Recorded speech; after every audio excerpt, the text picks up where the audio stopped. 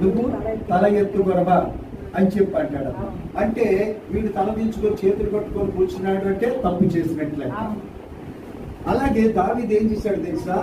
మొట్టమొదటిగా జరిగిన సంభాషణ ఏంటంటే, మొట్టమొదటిగా దావీదు తప్పిదం చేసినందువల్ల కొన్ని వేల మందిలో నిలబెట్టి దోషిగా దేవుడు నిలబెట్టాడు. మొట్టమొదటి పాయింట్ అవునా కాదు?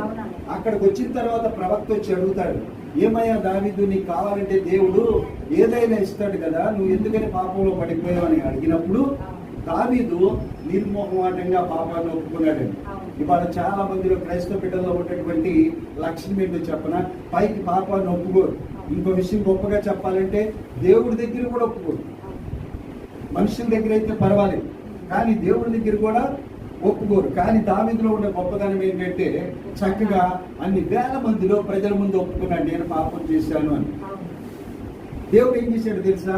ఎప్పుడైతే బహిరంగంగా అంతమంది ముందు ఒప్పుకున్నాడో అతని పాపానికి క్షమాపణ దొరికింది.